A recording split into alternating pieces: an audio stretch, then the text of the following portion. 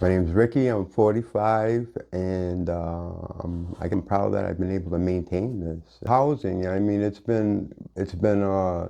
hard getting housing, so it's taken me a long time.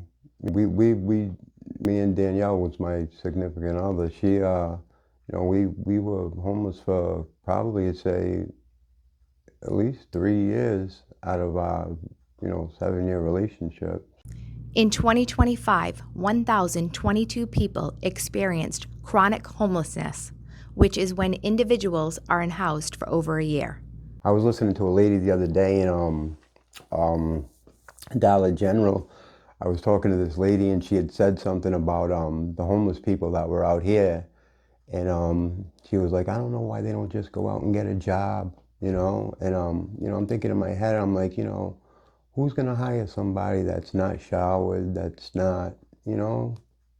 It's not really, a lot of people don't realize it until you're in that situation. Yeah, people kind of character assassinate or profile. Yeah. They think a homeless person is maybe, a drug addict, this and that, and which I'm sure is, the case in a lot of situations, but it's not everybody's situation. Right. You know what I mean? I mean, we're all human beings, so it could happen to anybody at any time.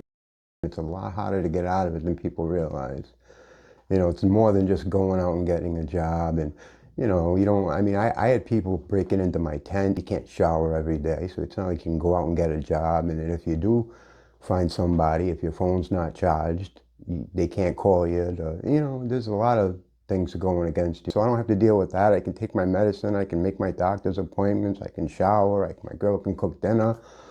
Live just normal life, without having to worry about where you're gonna go to the bathroom, or you know what I mean, just so many things that come with it. So to get into this last apartment, me and Danielle were bussing it back and forth from Providence to Woonsocket. Bringing, I had to get all my documentation together.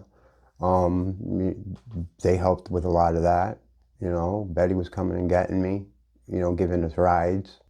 I mean, I don't think that I could have did it without them. Again, when you're homeless, you don't have all your paperwork. You got your backpack and your clothes, and you know, you're not as organized as you could be when you're in a house. Like now that we're in a house, I know where my bills are. I know where my clothes are. I know where, my cat is that I can have now and feed. I see a lot of people nowadays, and it's like even old people are homeless. It's like I don't know what's going on in this country, but it's happening a lot more and more.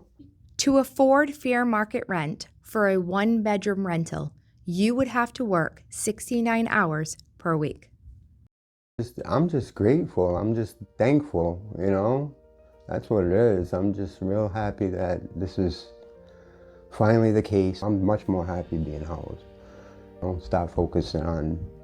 I was even thinking about going back to school, and, stuff like that. So that's probably going to be next on the, yeah.